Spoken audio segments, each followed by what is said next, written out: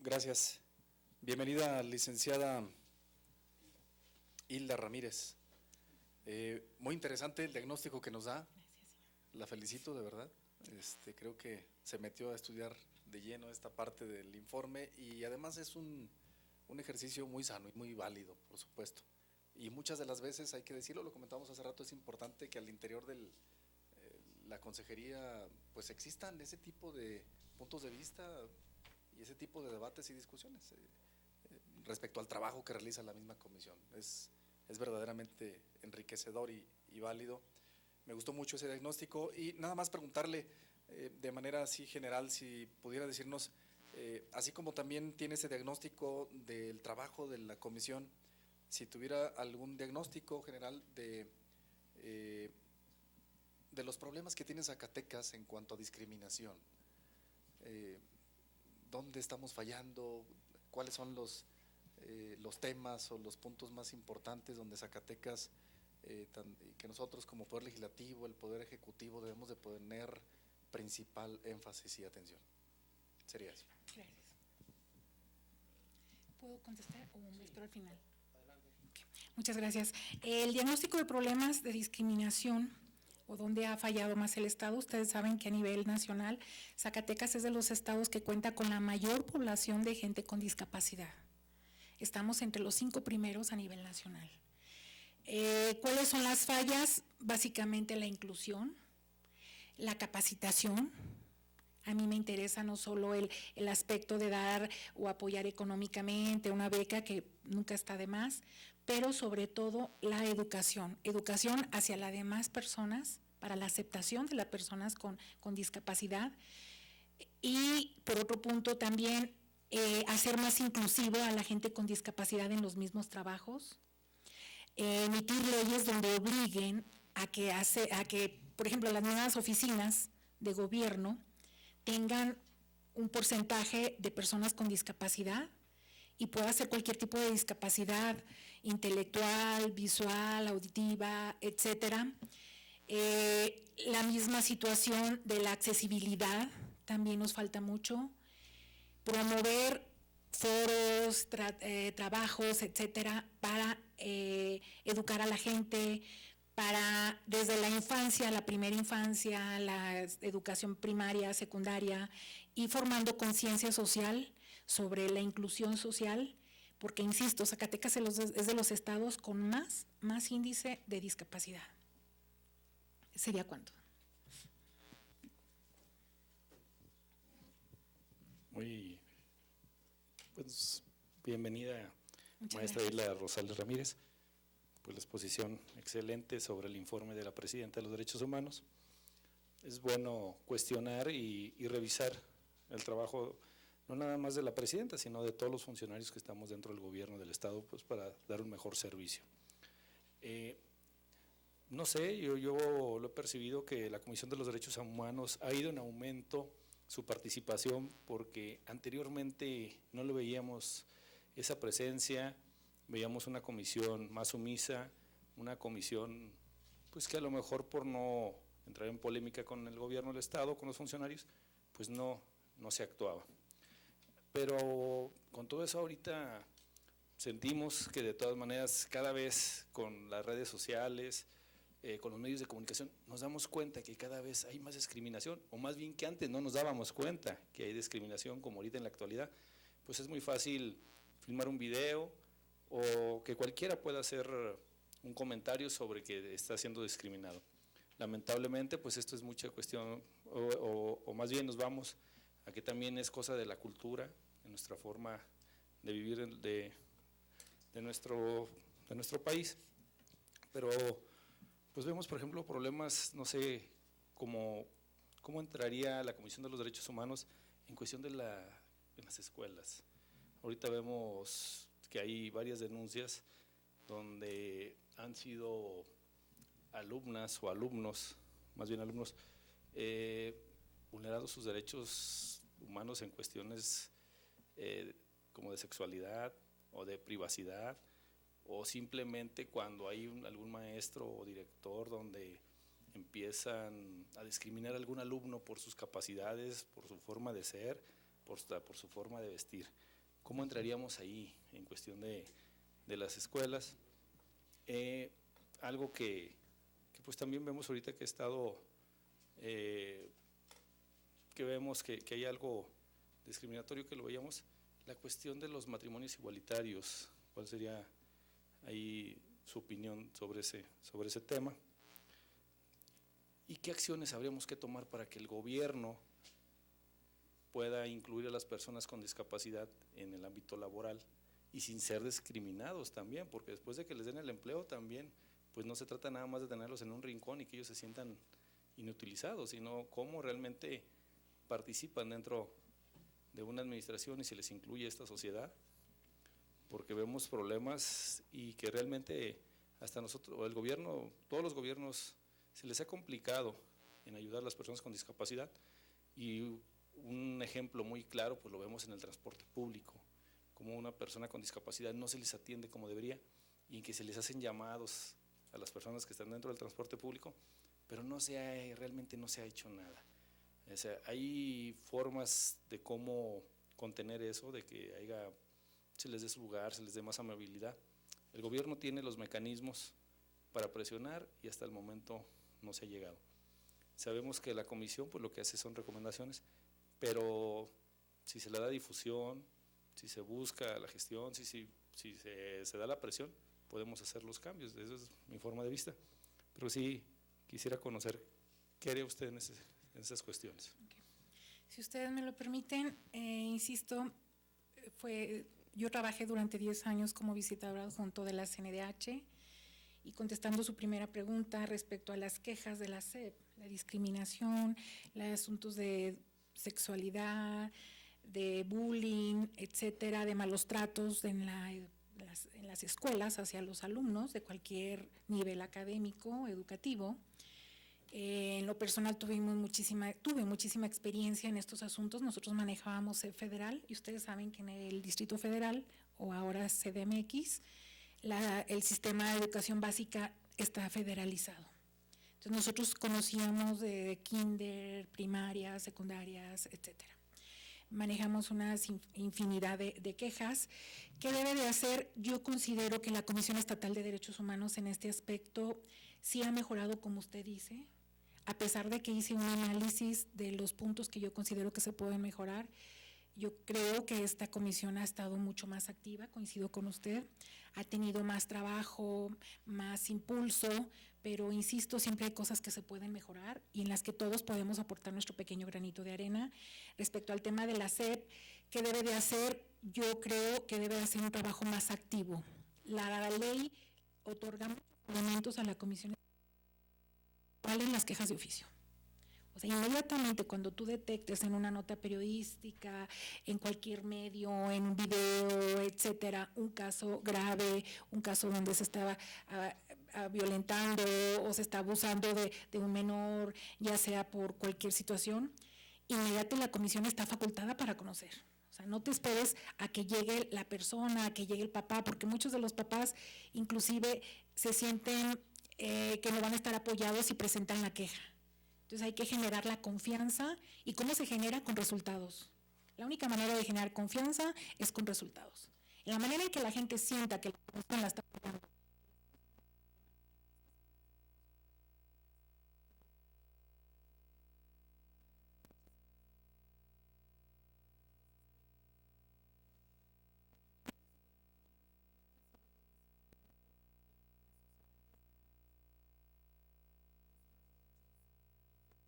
Generan controversia en la misma sociedad, hay gente que está a favor, hay gente que está contra, pero creo que los derechos humanos son progresivos, tarde o temprano las mismas sociedades van a ir avanzando en la aceptación de estos derechos, de cualquier aspecto o de cualquier sector de la sociedad, y llega un momento en el que la misma conformación de los órganos legislativos lo permite y se dan las condiciones para que la mayoría de la sociedad se sienta representada y estos derechos, en este caso de matrimonios igualitarios, puedan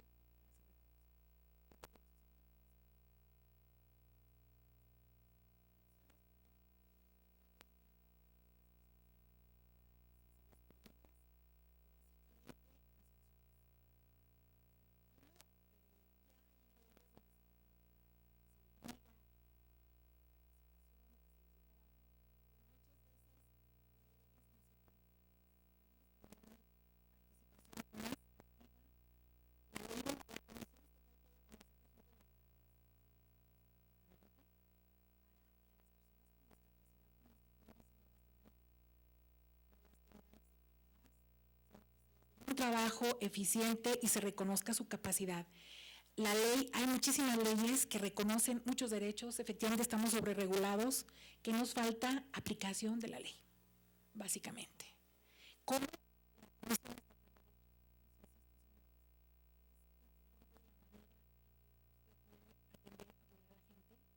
Me lo permite, cuando yo estuve en la CNDH tuvimos un asunto en una escuela, era particular, señor diputado, no era una escuela oficial, era una escuela de particulares. Sucedió un hecho muy grave que no puedo, por reservar información, dar más datos. Falleció un niño, literalmente en una escuela, insisto, particular. La CNDH intervino. ¿Cómo intervino? Los particulares, a pesar de que si me dicen, bueno, es que no era competencia. ¿Por qué? Porque era un particular. Pero ese particular, señores, no trabaja solo. Ese particular está dando el servicio de educación con base a una autorización que le da la SEP. Nosotros logramos, por parte en la CNDH, básicamente le quitaron el registro a esa escuela. O sea, cuando las comisiones estatales trabajan y hacen uso de todas sus facultades legales, señores, las cosas pasan. En beneficio de la ciudadanía, obviamente. ¿Es cuánto, señor? Gracias, licenciada. Hacer algunas puntualizaciones, una muy ilustrativa y excelente exposición que nos ha hecho. Dice usted, hay 14, 15 visitadurías de la Comisión Estatal de Derechos Humanos y alude a que en Pinos, por ejemplo, un promedio de 90,000 habitantes, que sería perimetralmente hablando y territorialmente hablando el área de atención, solo se han tenido 5 quejas o en caso de Sombrerete 10 quejas. Son pocas, coincido, indiscutiblemente, pero también seguramente estará fallando ahí la parte de promoción, difusión de la cultura de la queja o de la denuncia. Me parece que ahí, lo reconozco y lo digo, es muy asertiva su apreciación, de que tenemos que tener un órgano más proactivo, que busque, que se acerque, que tenga más impacto el efecto de la queja, y no por ser más numerosas vayan a ser cualitativamente más exitosas estas visitadurías, pero sí es pobre el resultado cuantitativamente hablando. Parece una apreciación muy interesante. Luego, usted alude a algo que es un tema seguramente que se tendrá que perfeccionar.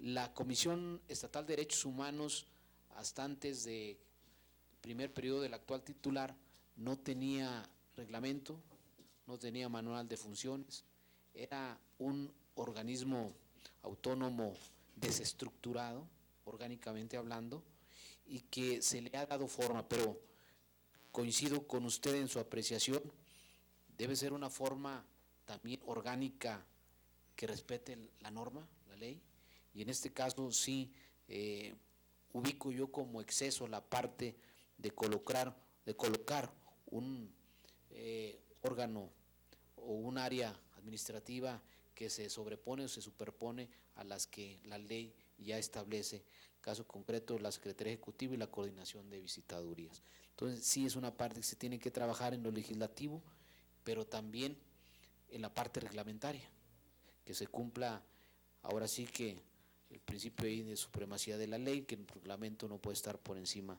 de la ley. Es un tema a corregir. Yo diría finalmente en su apreciación,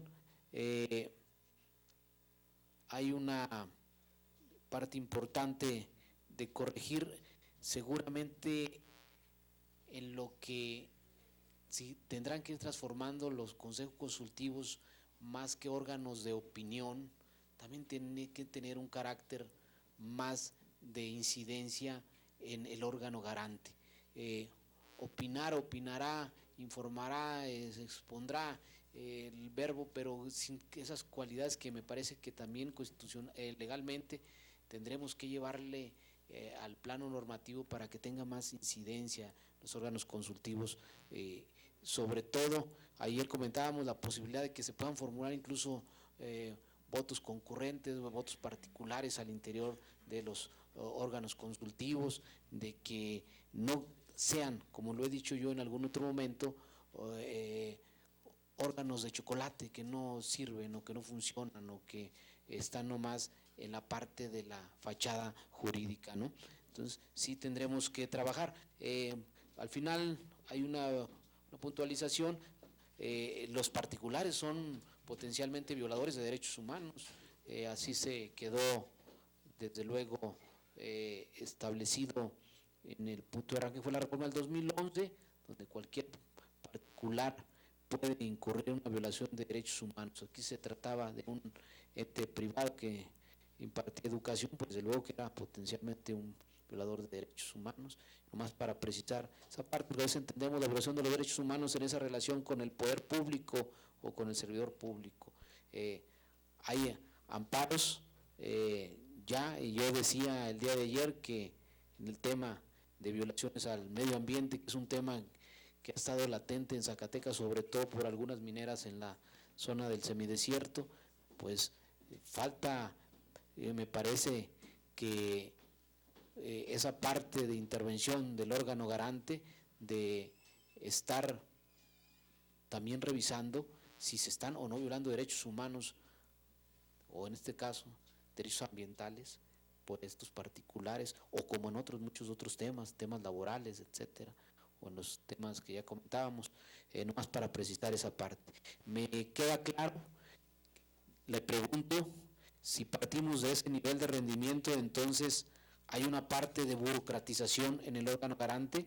Usted que ha estado inmersa en la Comisión Nacional de Derechos Humanos, si partimos de estos rendimientos tan pobres, hemos burocratizado y hemos entregado pobres resultados, particularmente en las visitadurías. Ya será mi pregunta.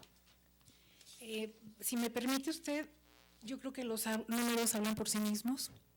Insisto, yo también comparto la opinión donde usted señala que esta es la presidencia o la comisión más estructurada, la que tiene más elementos legales y también la que ha tenido un mayor compromiso, pero insisto, la idea o mi propuesta para participar en este consejo consultivo, si ustedes así consideran, es básicamente mejorar, detectar los puntos, los elementos donde se puede mejorar, donde cada quien puede aportar. Si nos hemos burocratizado, yo creo que sí, señor diputado, concretamente. ¿Por qué? Porque en el informe de la presidenta dice que tiene un total de 3.522 expedientes en el 2019, pero de esos 3.522, 2.103 son asuntos no competencia. ¿Cuáles? Orientaciones jurídicas, administrativas y psicológicas. Asuntos remitidos por no competencia. Y de quejas únicamente tiene 682. Pero le insisto, de esas 682, 84 no son competencia. Son de la Comisión Nacional o son de otras comisiones estatales. En total tiene nada más 598 competencias, que son las realmente en las que se debe de abocar o las que se debe centrar el trabajo, que era como yo ya les informé. A esas 598, le dan un trámite de 5 gestiones por expediente, haciendo ya el desglose. Y además tiene 737 gestiones, pero de esas gestiones tenemos otro problema en el que solamente 130 de las que están reportando son dentro de expedientes competencia de la comisión. Si hay una sobre burocratización, definitivamente sí la hay. Lo que yo deduzco de esto, a reserva de insisto, nunca he estado en la comisión estatal, yo lo que estoy checando es que básicamente están dedicando mucho trabajo a lo que son asuntos no competencia y de alguna manera se está descuidando la parte sustancial, que es la tramitación de las quejas. El área de orientación y quejas tiene nada más 2 visitadores adjuntos. El mismo reglamento lo establece. Y les insisto, tienen un total de 33. Esto quiere decir que 31 están tramitando el resto de las quejas. Pero los mismos resultados, le está diciendo que son resultados de alguna manera muy limitados, porque a pesar de que tiene 6 visitadurías generales, cada una tiene entre 60 y 77 quejas por año. Entonces son resultados muy, muy, muy pobres, y no se diga de las comisiones regionales. Por eso le insisto, si ustedes tuvieran a bien considerarme para el Consejo Consultivo, la idea es aportar señor diputado, no tanto cuestionar, sino aportar para hacer un mejor trabajo, para que la gente se sienta más representada y sienta resultados. ¿Resultados en cuáles? En todos los ámbitos. Usted manejó un asunto muy importante, ¿cuál? El de las mineras. Nosotros en la CNDH manejamos muchísimos asuntos también así de mineras. Tuvimos particularmente uno de Guiriquita, en el estado de San Luis Potosí, una concesión canadiense que afectaba pues muchos, quitaba muchos recursos, etcétera.